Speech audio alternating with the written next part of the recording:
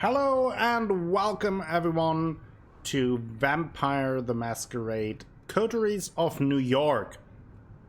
We have a new sire, or we got adopted, so to speak, by Sophie, what we assume another Toreador, who now shows us a little bit the ropes, and we have to play by rules because she saved our lives. Where she will lead us and how this alliance will go, we'll see. We will have to find out, so let's continue here.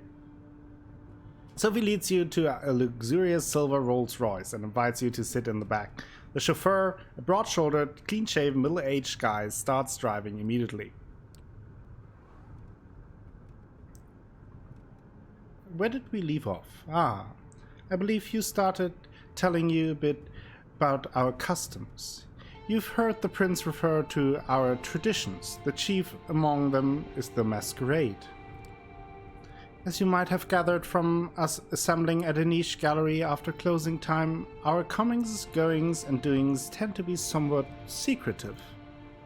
We do not advertise our existence. We allow myths and modern fiction to morph and muddle the facts. So, to the vast majority of kind, we remain bedtime stories and pop cultural icons. Say, is that one television show about a vampire angel still popular? Shake your head in confusion. She shrugs and continues talking, looking a little bit more dejected than before. Our clandestine ways help us remain safe, allow us to explain away the occasional trip up to the rational minds of the 21st century humanity and dictate much of our interactions with mortals.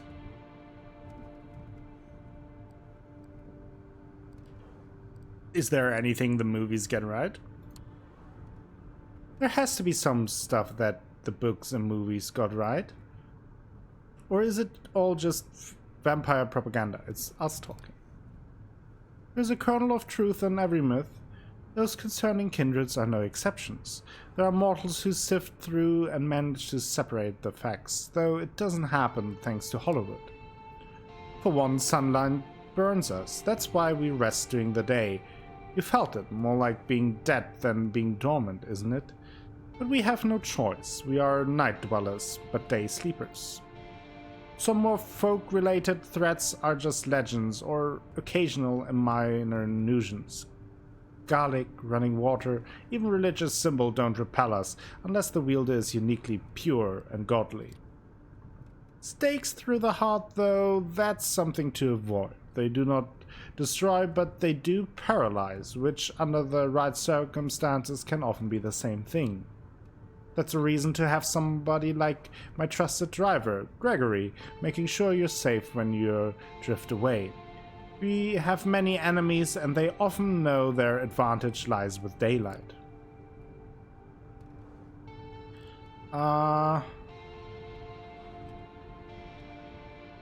So, it's vampires versus humans?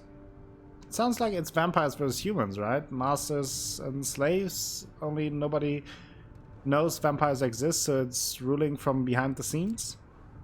Something like that. We've stayed in humanity's shadows for as long as civilization has existed. Anytime the kindred felt too secure, too complacent, we suffered great losses. So we need to keep the kind, even those close to us, under strict control, or forfeit them in favor of other kindred. Our sect offers some safety and camaraderie, but often not enough. Long-term solidarity does occur in the Camarilla, but we are a very politicized organization by necessity. Loyalty is to your sire, to your prince, and to the sect. Friends must remain a distant priority at the best for us to maintain a masquerade and thrive as the years pass. With age comes authority. With it comes influence and power, if you wish to reach for them. She seems to be lost in thought and falls silent for a while, leaving you to ponder all the things you've just learned tonight. It still feels absolutely unreal, but as piece of after piece of knowledge falls into place, the image becomes almost like an entirely logical jigsaw puzzle. Whatever you wouldn't believe on your own, you have witnessed. Many questions swarm your thoughts, but the one you keep returning to is what your place in this new reality should be. The car stops. You're in the city, in front of an old but well-renovated apartment building. We're here. Would you like to see your lodgings? Is it another parking lot room? Is it another drab safe room in an underground parking lot? For my safety and all that? Don't be ridiculous. You're not a silent fledgling in Kadir's stern grasp anymore, even if he wouldn't hold you there any longer than necessary, I think. Come upstairs. I mentioned that before, but I really like the art style of this game and the slide animation in the background. It's very fitting.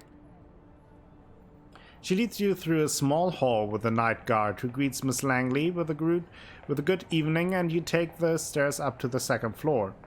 Sophie opens the door to room 209.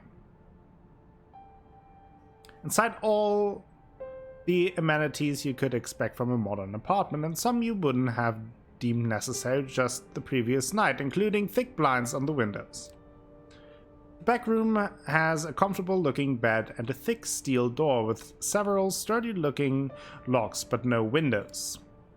Well, how do you like it? I mean, this is pretty great. This is great, thank you. I'm glad. Make yourself at home. Tomorrow I will take you hunting and discuss the blood in more details. I'll let you get comfortable. The keys are by the television set. I will come pick you up tomorrow night. Use the back room for rest. You can lock the door just in case. It stings a bit when she leaves. It's like the room suddenly became a few shades dimmer. You inspect the kitchen, hoping to find something to drink. Nothing, no regular food either. It's strange that Kadir could be a more thoughtful host than your new sire, even if only in that respect. You briefly wonder if the sheriff might have a hidden side. With nothing left to do, you lie on the couch with the TV playing in the background for company. Columbo reruns. Kojak reruns. President of the United States got himself into serious trouble again. President of the United States got himself out of trouble again. Pundits start yelling over each other about things that seemed a little bit less insignificant just 2 days ago. You start drifting off, reflecting about another night of confusing conversations and worldview-shattering revelations. How many more before you finally understand what happened to you and what you're supposed to do now? You keep coming back to the life you left behind, the people you should contact, the things you want to pick up from your apartment. You wonder when you'll have the chance for either. As you start to feel the same tiredness that made you drift into a cold sleep last night, you settle in the back room. The bed is comforting, the lack of windows less so. You leave the light bulb on. Looking at it, you realize it's the closest you'll ever come to staring at the sun on a breezy summer day again. A wave of melancholy overwhelms you. A few minutes later, your consciousness fades, and you take the plunge into darkness again. Sinking, sinking, sinking, sinking. Oh, we have a menu now. That's interesting. I think that is a good point to check our dictionary. The 6 traditions from the core framework for governance among the kindred. The first tradition, the Masquerade. Thou shalt not reveal thy true nature. The second tradition, the domain. Thy domain is thine own concern. All others owe thee respect well in it. The third tradition, the progeny. Thou shalt only sire another with the permission of thine elder. The fourth tradition, the accounting. Those thou create are thine own children. Their sins are thine to endure. The fifth tradition, hospitality. Honor one another's domain. Without the word of acceptance, thou art nothing. The sixth tradition, destruction. Thou art forbidden to destroy any other Destroy another of thy kind. The right of destruction belongeth only to thine elder. So, Sophie asked for the right of destruction. If we mess up, that should be considered. I don't trust anyone. Just putting that out there. I know that she helped us, but she will for sure have a reason to do so, and I don't think it was without expecting anything in return, so we'll see how this will go. Kine, a term for mortals largely contemptuous. The phrase kindred and kine refers to the world at large, everything. Sect, a group of vampires arguably united under a common philosophy. The two most widely known sects currently populating the night are the Camarilla and the Anarch movement. Sire, a vampire's begetter, the kindred who created them. Okay. Yeah, I think we need to rest. Tutorial. Hunger lies at the heart of a vampire's existence. To ignore it is to tempt the beast to take over your actions in its desire to feed. To overindulge in feeding may threaten the masquerade, as well as staining what humanity you have left. In Coteries of New York, having high hunger is indicated by a progressively bigger bloody frame around the screen. Okay, like the one you see now.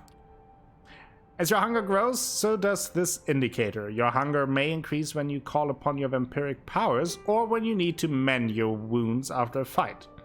When your hunger reaches the maximum amount, you will receive a warning after you complete a piece of the story. Ignore it at your own peril. Some choices might only become visible if your hunger is high enough. Similarly, a high hunger may block off some choices, as you will be able to see after pressing continue. Let's see. To decrease hunger, you will need to feed. Whenever you see a feeding opportunity, you can take the risk to hunt and slake your hunger. You will need to keep the hunger at bay if you are to uphold the masquerade and survive the nights that await you. Oh, that will be interesting. That's a cool mechanic. I like it. You open your eyes. The bed isn't warm. The room is filled with artificial light from the ceiling. The solid metal door is closed. Normally you'd stretch for a bit. On some mornings you'd probably throw the quilt over yourself and snooze a moment longer. That was before. The way you woke up now, you're fully conscious. No grogginess. Nothing weighing you down. Just a nagging need in the back of your head. Hunger. Not as severe as the last time, but unmistakably there. You get up and open the door to the main room. A digital clock on the TV shows you the time. 9:04 p.m. You walk over to the blinds and retract them cautiously. The only light coming in is New York City's artificial nighttime luminescence. So that's what your waking hours are going to look like now. You miss the sunlight already. You're seriously considering just walking out of the apartment and figuring this all out by yourself, but then you come back to the memory of Kadir's exotic sword being raised in the gallery. Maybe sticking around isn't that bad of an idea after all. You keep jumping channels for around half an hour and then switch to streaming services. Almost as if the universe had a sense of irony, you catch True Blood in the flood of recommendations. The doorbell rings. It's Sophie. Good evening, Lamar. Slept well? It's not exactly sleep, right? It's not really like normal sleep, is it? I suppose it isn't. Some say it's more like being dead. But we wouldn't know, would we? It's no use reflecting on it anyway, except that this is who you are now. You made the right choice yesterday. I can teach you many things about yourself, your blood, its desire and its power. We will begin tonight. You are hungry, yes? I'm sure you are. Our kind always is. There is only one remedy, the blood. The drinks we had yesterday at Elysium are not the usual way you slake your thirst. So tonight I will assist you in your first foray into hunting. You need to learn to sense the kind of blood you desire. to understand how you can use the kinds of vulnerabilities to your advantage. Predator and prey, huh? Grim. Let me get this straight. We are predators, humans are prey? That's pretty grim. I know what you feel. I remember the notion, but you will inevitably grow beyond it.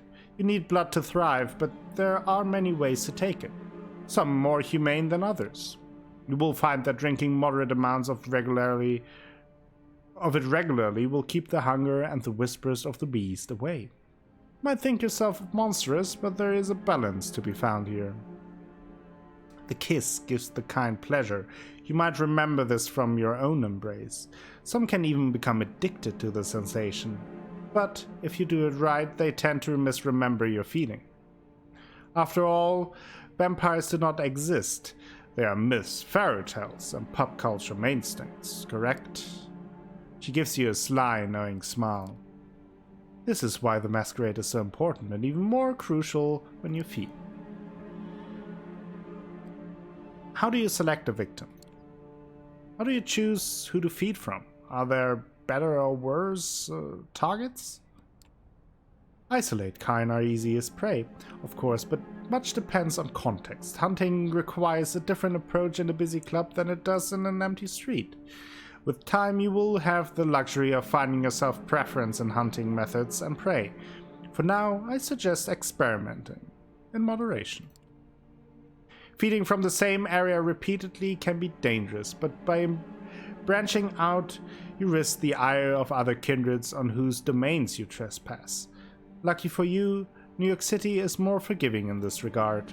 New York is in somewhat of a unique position. Many of its neighborhoods remain contested or unclaimed. The reason for this is a lesson for another time, but keep the following in mind. Take opportunities to feed when they present themselves these upcoming nights. As long as you hunt cautiously and respect the Masquerade at all times, you should be fine. To wit, I want you to join me for a trip tonight. Come downstairs. Gregory is awaiting for us. The busy streets fill the air with traffic noise, pedestrian chatter, and a mix of smell that disorient you momentarily. These warm bodies contain what you want, what you need. You catch yourself. Did you really just think of these people as mere sources of blood? It takes a nudge from Sophie to break your train of thought. Her driver opens the door for her and then tips his head to you, gesturing to the back of the car. The car casually joins the somewhat thin New York traffic. It's still busy in a way only one of the biggest cities in the world can be, but compared to the daytime commute, it's a pleasant drive. You barely have the time to gather your thoughts and formulate new questions before the car comes to a stop. You are among the tall skyscrapers that make up Manhattan's iconic skyline. You feel a pang of emotions as you realize this is where you took part in the exhibition just 2 nights prior, same address, and you suspect same hall. To what ends has it been repurposed tonight? Come, Lamar. Park the car, Gregory, will you? The driver just nods and Sophie gets out. You join her and the two of you walk through the glass door together, then take the elevator up. You first notice an empty stage with the instruments of a string quartet still in the back, then take in the few dozen chairs in front of it. The concert seemed concluded. The patrons, all smartly dressed and posh, have spread out all over the hall. Sophie strides confidently inside, produces an invitation from her purse that she flashes in front of a security guard. You follow close and are let through without issue. Let's start easy. A social setting like this one would usually prove quite challenging to an inexperienced kindred, but consider this evening a small gift from your patron. I'm hoping to produce for you a willing vessel. Just remember what I told you about taking small sips. This one I have a soft spot for. Don't damage her. Now let's see here. Ah, there she is. He is. She notices somebody in the crowd, flashes a heart-melting smile, and suddenly even you feel drawn to her. You haven't thought about it before, but it's laid clear before you in this moment. Sophie is beautiful. Just looking at her is a privilege. Just being with her makes you feel elated. Everybody in the crowd, but especially the man who almost tripping over himself to reach her, clearly agrees. Edgar, I'm so happy to see you. How's your daughter? Is she with you? Oh, there she is. Julie, my girl, come over, please. There's somebody I'd like you to meet. The young woman who walks across the hall can't be more than 19 years old. It's clear from her mismatched earrings and the partially faded purple hair dye that she doesn't fit this crowd. Julie, this is Lamar. I think the two of you should get acquainted while I talk business with your dad. Awfully boring stuff, I assure you. I'm positive you like each other. The girl gives you a shy smile and nods towards the balcony stairs. You follow, somewhat unsure what it is exactly Sophie expects you to do. You reach a secluded space from which the entire lobby is visible. All eyes are on Sophie. They listen intently, then laugh when she does. Julie saves you the trouble of figuring out the next step. If you're with Sophie, then I guess you're. She puts her wrist to her lips and gives herself a theatrical nip, then looks to you, embarrassed, but also hopeful. Yeah, I do. Yes, I do. She takes off her jacket, unbuttons her sleeve, then rolls it up. You see a tattoo of a cat in an astronaut suit, one feline eye winking at you. There. Just enjoy. A perfectly awkward smile and blush. Sure. You take her forearm in your hands. A quick look around confirms nobody's watching and no security cameras cover this area. You bite down, gently. It's surreal. She's just giving you her blood of her own volition. How is this possible? What about the masquerade? You need to ask Sophie. Your thoughts disappear amid the bliss. There's just the taste. Sweet, fresh, sanguine. You drink. And drink. And drink. No, stop! You tear away from the girl, harder than you wanted. Still, the bite leaves just tiny punctures, almost as if by instinct you lick them clean and the holes become concealed, just like that. Julie is now leaning on the wall, pale, wobbly on her feet, but happy? She lets out a dreamy sigh, opens her eyes. A few tears fall onto her shirt. Tears of joy. Thank you. Please, can you walk me downstairs? Please. My dad, he doesn't know. Thinks it's a condition. Miss Langley told him so. She leans on you and requests you walk her over to a bench. She takes a seat and smiles at you. The crowd around Sophie disperses slowly. Looking at her now, only some residual awe hangs in the air. Yes, she's pretty, maybe even beautiful, sure, but not your type. What came over you before? You walk over to her. Edgar, dear, it was splendid talking to you, but we need to get going. Give Julie my best wishes. Come with Lamar. Gregory is waiting for you out front. It's only in the car that Sophie addresses you. I can tell from your look that you took the opportunity. Good for you. That girl's exquisite, don't you think? You wouldn't tell by her demeanor, but she has so much passion. Brings out a unique bouquet in her blood. Her blood was delicious. She knows who we are? I think she knows who we are. That's not normal, right? That's not normal, right? It's not usual. That much is true. But don't worry. She will do anything I tell her to, and won't say anything to anyone that I haven't put in her pretty head first. Time for the next stop. Training wheels off this time. Gregory, Flushing Meadows, please. The driver takes the car over to Williamsburg Bridge. You settle your thoughts. What did you do to the people back there? Those people back at the hall, they were all entranced. Even I was under your spell. What was that? She smiles with satisfaction. That old trick? Just the blood doing my bidding.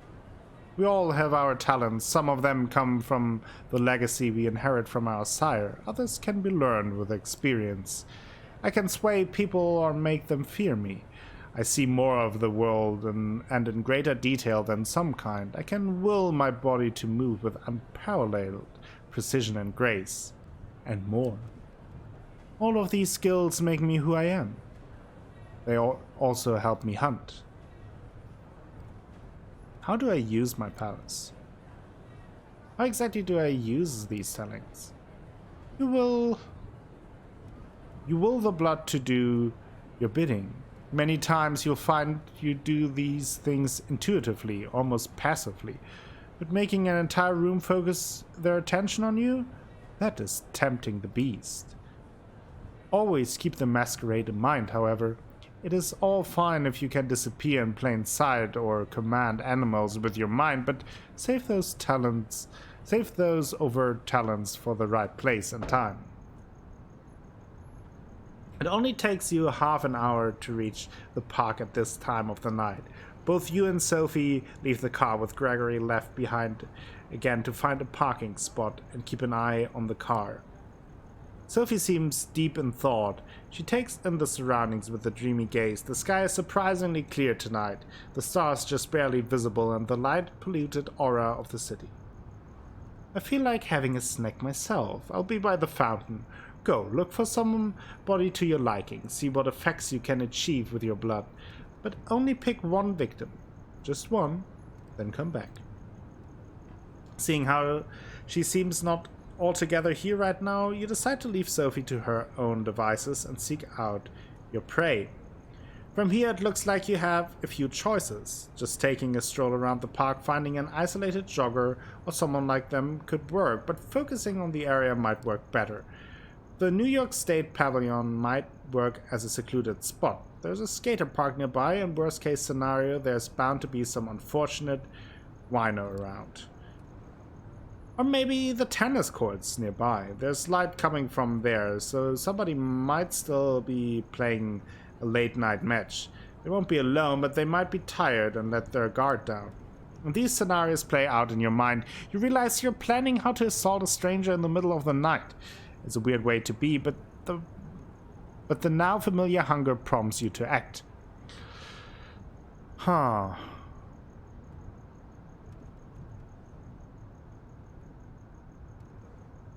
think we will hunt near the decrepit pavilion. You make your way to one of the park's most well-known landmarks, the round skeleton of the New York State Pavilion, with its two vaguely futuristic-looking towers.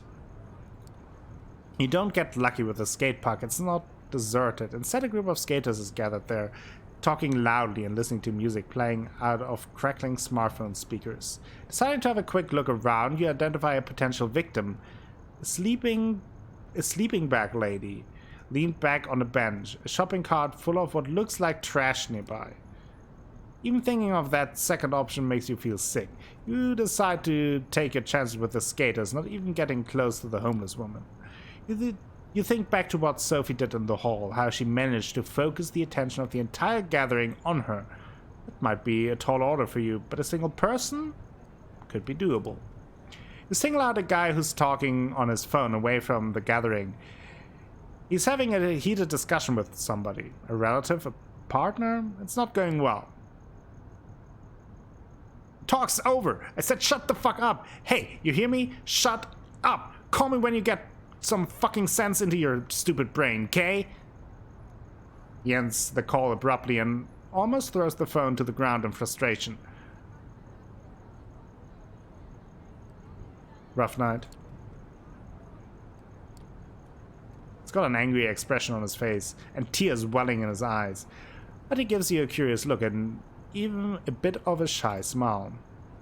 Yeah, could say that. What's up?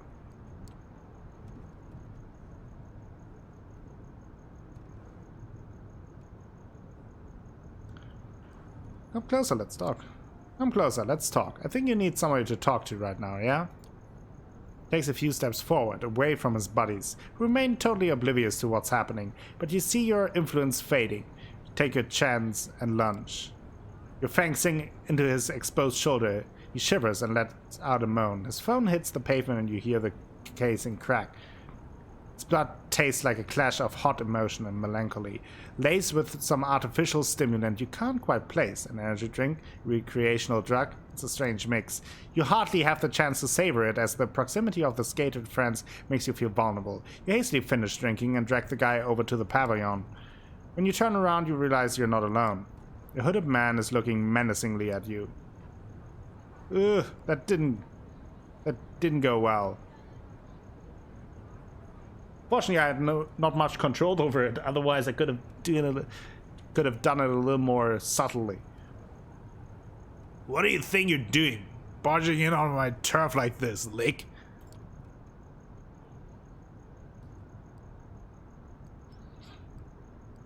Lick? What kind of slur is that? What did you call me? Lick? What's that supposed to mean? Don't be cute with me. I know what you are. Shove that masquerade bullshit up your ass. Better tell me who you're with before my posse shows up and we beat you out of it.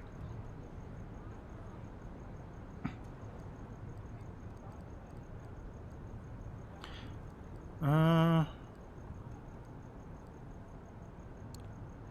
came here with Sophie Langley. She's my patron. Doesn't ring a bell. Sounds fancy though. He licks his lips, exposing his fangs and looking at you ferociously. A nervous tick, or an attempt at intimidation? I wonder, what would Callahan do to you if I brought you in, huh? Break your shins? Leave you out to be kissed by the sun? Oh, concrete shoes, maybe. He's old school like that. Ooh. Could use celerity. Let's do it. You take off. Fast. Faster than you've ever run. The hoodlum has trouble keeping up, but howls behind you like an animal and gives chase anyway. As you reach the Unisphere again, you slow down, noticing two people near the sculpture, a man and a woman, tangled in a passionate embrace. No, not exactly. It's Sophie, feeding, but this whole scene is set up so that it looks like a couple getting intimate in public. She pulls it off like she's done it 100 times before. It occurs to you that she probably has. The man is unsure on his feet as she lets go of him and leads him towards a nearby bench. Noticing you, she whispers something into his ear and leaves him. Her driver appears from behind a tree. Well, Lamar, how did it go? You're about to answer when the same figure as before emerges from one of the alleys. He looks at the three of you, and a predatory smile creeps onto his lips. You thought you could run away from me, Lick? Think you'll be safe with your friends? Well, I have friends too. He makes a motion to shout, but two things happen almost at the same time. First, that feeling of warmth and beauty emanating from Sophie flares up again, entrancing both you and the hooded thug. His shout comes out as weak, confused squeak. Second, Gregory produces a wooden stake from a holster under his jacket and slams it into the thug's chest. Just like that, in a few seconds, the posturing vampire is down on the ground, paralyzed. I see you've made a friend, Lamar. Curious choice of company, I would say. Who is he? He mentioned a Callahan. He said something about presenting me to somebody named Callahan. Ever heard of him? She looks shocked for a split second, then recovers her regular countenance. Yes, I have. This hoodlum is Anarch, then? Curious. Corona Park has not been claimed by any kindred last I checked. Let's go to the car. We'll put him in the trunk and present him to Kadir tomorrow night. I'm sure he'd be delighted to make his unbound acquaintance. Gregory carries the stake vampire and dumps him in the car's trunk like a mannequin. It's a strange sight, and you're quite happy you're not in that poor fucker's shoes right now. It's almost surprising that you can get away with just casually throwing a stiff into your car and driving away, but then you remember that Sophie has been doing this far longer than you have. Still, the nagging thought that anything you did tonight could have been recorded on a CCTV camera or picked up by a rando with a half-decent smartphone and streamed online fills you with dread. Hunting and using your abilities is a dangerous business. It's clear that this whole being a vampire thing has about as many caveats as it has perks. You're taken out of your headspace by Sophie's voice. And this is where we will continue next time. Our first night hunting and feeding is done. A little bit rough at the end, but we made it through. We used our first discipline, also exciting. So that is where we will leave off for today. Thank you all for watching. If you enjoyed the episode, please like the video, maybe consider subscribing to the channel, and share the video with friends, family, and the people on the internet. That all helps me out a whole bunch and will bring you more content in the future. I will be back with more Vampire the Masquerade Coteries of New York tomorrow. Until then, have a great time.